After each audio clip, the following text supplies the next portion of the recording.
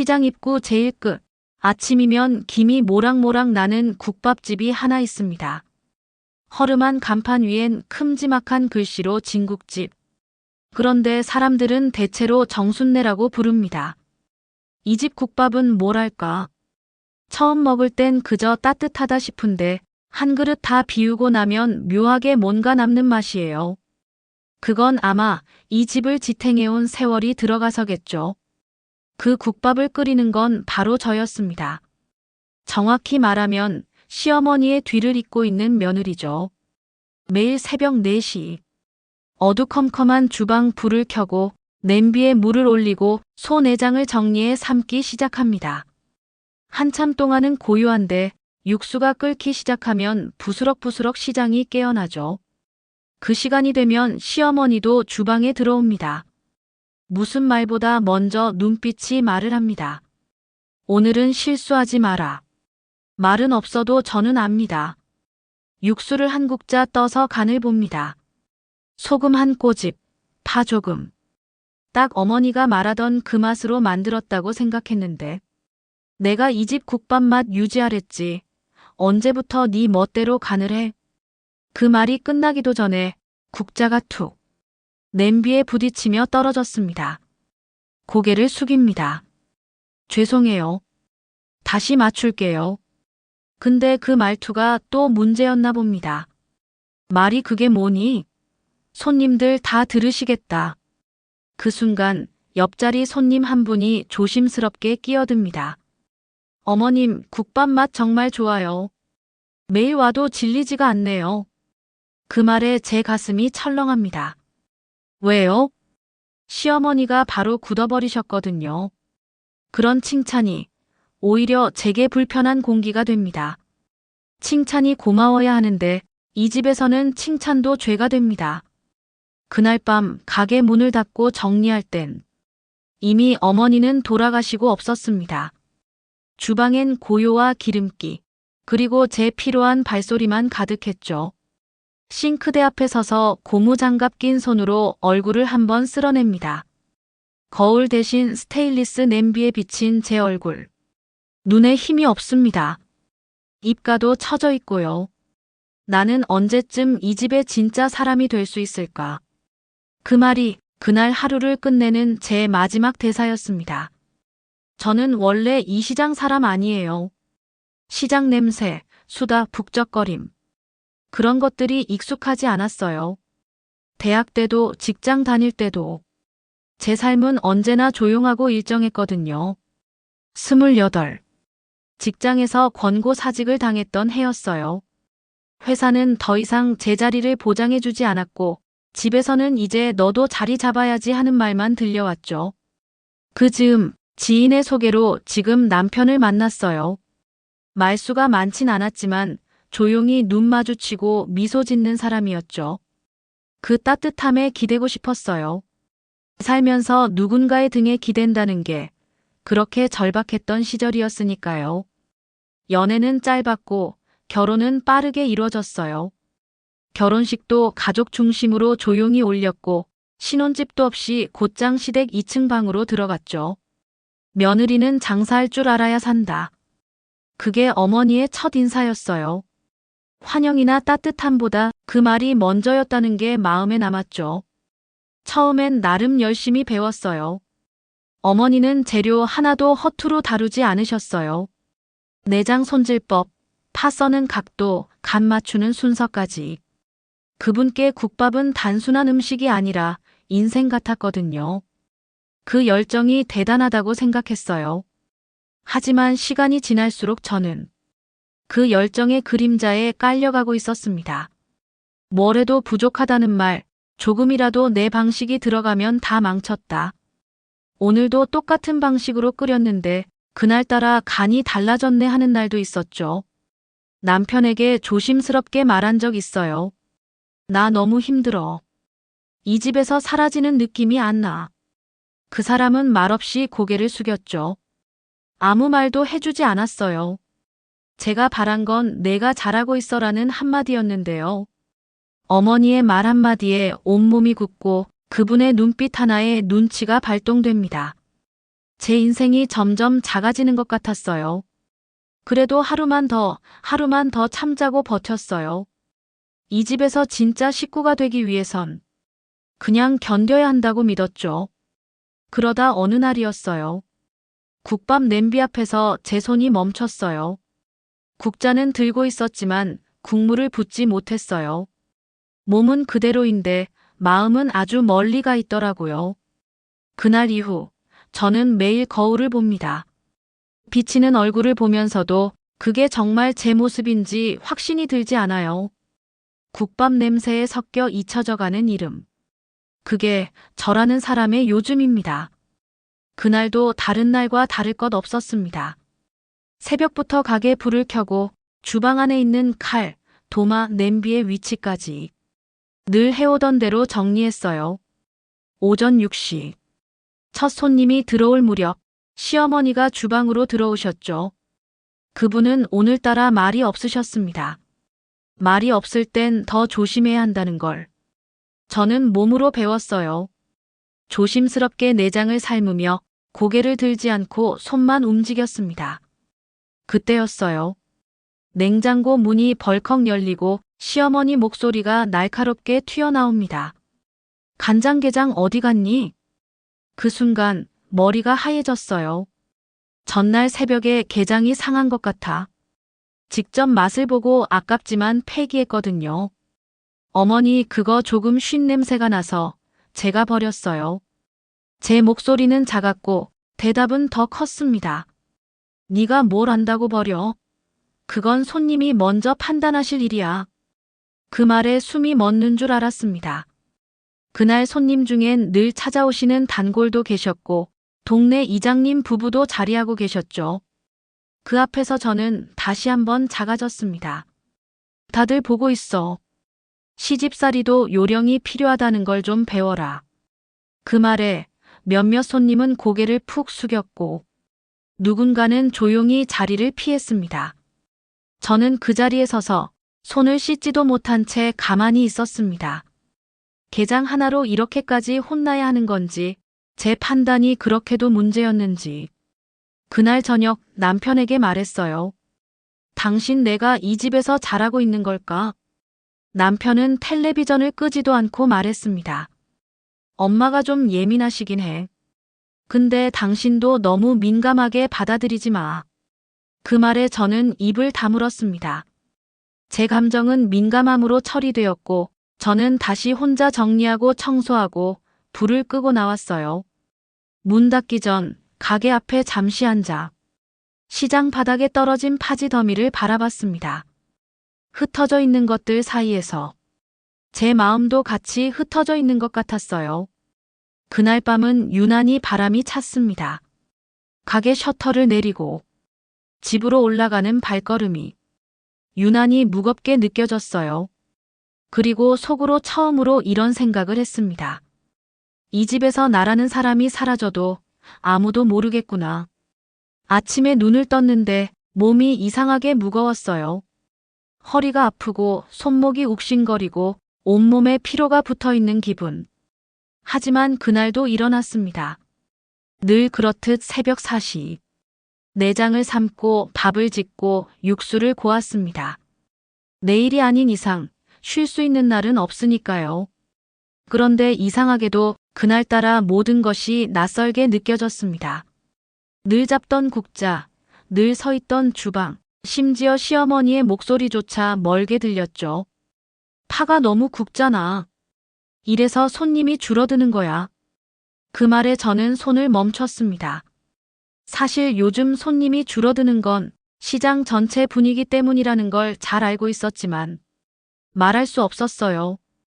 왜냐하면 반박은 곧 반항이 되거든요. 죄송해요. 다시 썰게요. 제 입에서 나오는 말은 언제나 똑같았습니다. 그 순간 시어머니가 칼을 빼앗듯 들고 직접 파를 썰기 시작했습니다. 도마 위에 파가 쓰러지는 소리가 제 가슴 위로 내리꽂히는 느낌이었어요. 손님이 들어오는 소리에도 저는 반가움을 느끼지 못했습니다. 그저 언제 또 지적을 받을까 긴장만 했죠. 그리고 점심시간이 지나고 주방 한켠에서 시어머니가 동네 아주머니와 이야기를 나누던 중이었습니다. 우리 며느리는 착하긴 한데 사람이 너무 답답해. 그 말이 제 귀에 꽂혔어요. 정면에서 욕을 먹는 것보다 이런 식의 뒷말이 더 가슴 아프다는 걸 그분은 모르셨겠죠. 저는 조용히 뚜껑 덮인 냄비를 하나씩 열며 하루의 끝을 준비하고 있었습니다. 그날 밤 남편에게 다시 말했어요. 나 요즘 너무 힘들어. 내가 아무리 노력해도 이 집에선 사람 대접을 못 받는 기분이야. 남편은 고개를 끄덕이며 말했어요.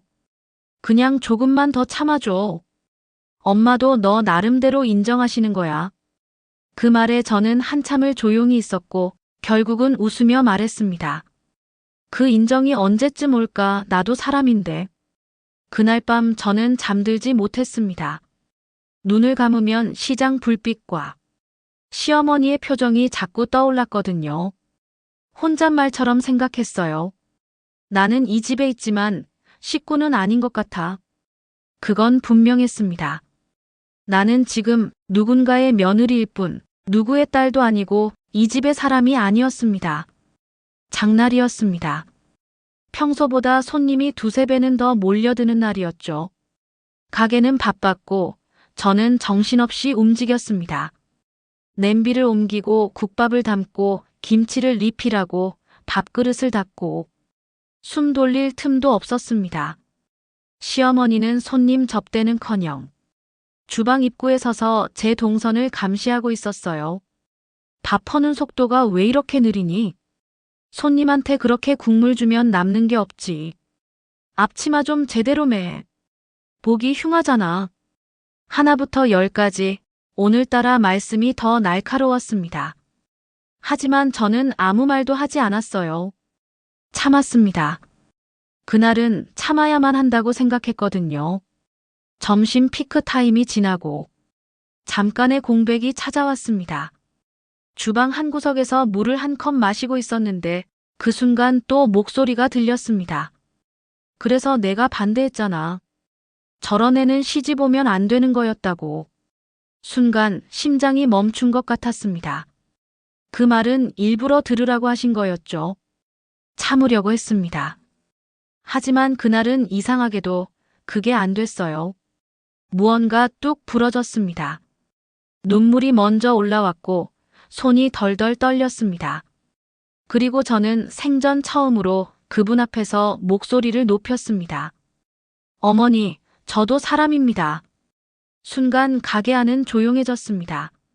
숟가락 소리, 말소리, 발소리까지 멎은 듯 했습니다. 저도 나름대로 노력하고 있어요. 매일 새벽부터 일어나고 하루 종일 주방에서 땀 흘리고 밤 늦게까지 정리하고. 그런데 저한테는 늘 부족하다, 실수다, 아니다 그 말뿐이었어요. 시어머니는 당황한 얼굴로 저를 바라보셨습니다. 이런 식으로 대드는 건 처음이었으니까요. 그냥 한 번쯤은 제가 한 일이 고맙다고 수고했다고 말해주시면 안 돼요? 그 말이 끝나자마자 눈물이 왈칵 쏟아졌습니다. 숨을 들이켜도 목이 막히는 것 같았어요. 몸을 돌려 주방 뒷문으로 나와 시장 골목 끝벽에 기대어 서서 울었습니다. 장날이라 더 시끄러워야 할 시장이 그 순간만큼은 고요하게 느껴졌습니다. 그날 제 마음은 그 고요 속에서 조용히 무너지고 있었습니다. 가게 뒤편 골목벽에 등을 기대고 한참을 울었습니다. 멈출 줄 알았는데 눈물은 생각보다 오래 흘렀습니다. 주변 소리는 희미했고 사람들의 발소리, 손수레 끄는 소리도 모두 멀게만 느껴졌습니다. 이대로 그만두고 싶다는 생각, 모든 걸 내려놓고 나가버리고 싶다는 충동, 수없이 올라왔지만 몸은 한 발자국도 움직이지 못했습니다. 한참 후 조심스레 가게 안으로 들어갔습니다. 주방엔 정적이 흐르고 있었고 시어머니는 아무 말 없이 국을 휘젓고 계셨습니다. 저를 보지도 않았습니다. 그날 이후 처음으로 그분에게서 말이 사라졌습니다. 늦어서 죄송해요. 작게 말했지만 대답은 없었습니다. 그날 장사는 무겁게 끝났고 가게 정리를 하며 저는 혼자 남아 하루를 되새겼습니다. 내가 잘못한 걸까? 그 순간 참지 말았어야 했나? 아니면 그 말을 꺼내지 않았다면 난 여전히 그 사람의 그림자 속에만 있었을까? 머릿속이 복잡했지만 한 가지는 분명했습니다. 나는 내 감정을 누르는데 너무 익숙해져 있었다는 것. 이대로는 안 되겠다고 느꼈습니다. 하지만 방법을 몰랐습니다. 이 집에서, 이 관계에서 어떻게 나를 지킬 수 있는지를 몰랐습니다. 남편에게 말해보려 했지만 그날도 그는 늦게 들어왔고 말없이 씻고 말없이 누웠습니다. 저도 말없이 등을 돌렸습니다. 등과 등 사이 겨울밤보다 차가운 공기만 흐르고 있었습니다. 그날 새벽 가게 문을 열며 시어머니와 눈이 마주쳤지만 인사는 없었습니다. 우리는 같은 공간에서 같은 냄비를 앞에 두고 일했지만 완전히 단절된 사람들이 되어 있었습니다. 손님들은 아무 일 없던 것처럼 웃고 있었고 시장에서 오가는 사람들도 우리의 침묵을 모른 채 지나갔습니다. 하지만 저는 알고 있었습니다.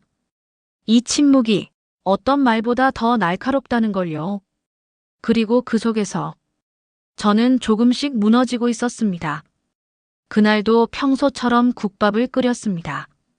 대화는 없었고 눈길도 잘 마주치지 않았습니다. 하지만 묘하게도 시어머니의 목소리가 들리지 않으니 더 어색하고 불편했습니다. 국밥집의 주방은 원래도 뜨겁고 복잡했지만 이제는 그 침묵까지 더해져 숨조차 쉬기 어려웠습니다. 점심 피크가 지난 어느 오후 시어머니가 갑자기 주방 뒤쪽 평상에 가만히 앉으셨습니다. 주방 안에서 혼자 움직이던 저는 조심스럽게 물었습니다. 어디 편찮으세요? 대답은 없었지만 그분은 조금 느린 손으로 앞치마를 접고 계셨습니다. 그 모습이 평소와 달랐습니다. 늘 단단하고 매섭던 손이 그날따라 유난히 약해 보였습니다. 그때였습니다. 시어머니가 느릿하게 말문을 여셨습니다. 내가 오기 전에 이 집이 많이 힘들었어. 그 말에 저는 손을 멈췄습니다. 남편도 먼저 보내고 돈도 떨어지고 손님도 끊기고 나 혼자였지. 혼자서 국물 지키면서 버텼어. 처음 듣는 이야기였습니다. 시어머니의 지난 시간을 누군가가 이렇게 꺼내는 건 처음이었거든요. 네가 처음 들어왔을 때 나는 내 자리를 뺏기는 기분이었어. 그 말에 저는 조용히 고개를 끄덕였습니다. 내 방식이 다 맞다고 생각했던 거야. 그게 너한테 얼마나 버거웠는지도 모르고 그 순간 마음속에서 무언가 부서지고 또 새로이 쌓이는 느낌이 들었습니다. 어머니, 저 사실 매일 무서웠어요. 제 입에서 그렇게 말이 흘러나왔습니다. 잘하려고 했는데 늘 혼나고 무시당하고 나라는 사람이 그냥 도구 같았어요. 시어머니는 아무 말도 하지 않으셨습니다. 다만 한참을 평상에 앉아 계시다가 일어나며 말씀하셨습니다. 내가 잘못한 것 같네. 내가 더 먼저 말했어야 했는데. 그 한마디에 그동안 쌓였던 말들이 마음속에서 천천히 녹아내렸습니다. 그날 밤 가게를 정리하는 제 손이 조금은 가벼웠습니다. 가게 문을 닫고 나서 평상 위에 잠깐 앉았습니다. 그 위로 시원한 밤바람이 스치고 시장 등불이 조용히 반짝이고 있었습니다. 처음이었습니다. 이 집에서 누군가 내 이야기를 들어준 것은 그 다음 날 새벽 4시 알람 소리가 울렸습니다. 몸을 일으키는데 전날보다 조금 힘이 덜 들었습니다. 주방에 불을 켜고 먼저 내장을 삶기 시작했습니다. 익숙한 소리와 냄새가 번지자 기분이 이상하게 편안해졌습니다. 문득 뒤를 돌아보니 시어머니가 조용히 앞치마를 두르고 계셨습니다. 예전처럼 헛기침도 없고 눈빛도 날카롭지 않았습니다. 말은 없었지만 주방엔 어제와는 다른 온기가 느껴졌습니다. 점심 장사를 앞두고 시어머니가 먼저 국물간을 보시더니 작게 말하셨습니다. 오늘은 간 딱 좋네. 처음 듣는 말이었습니다. 순간 멈칫했지만 저도 모르게 웃음이 났습니다. 그 웃음을 시어머니는 슬쩍 보고는 고개를 돌리셨죠. 그날따라 손님들이 많았습니다. 시장에 행사가 있어 유난히 북적였고 저는 주방 안에서, 시어머니는 앞에서 손님을 받았습니다. 누가 시키지 않았는데 일이 척척 맞았습니다.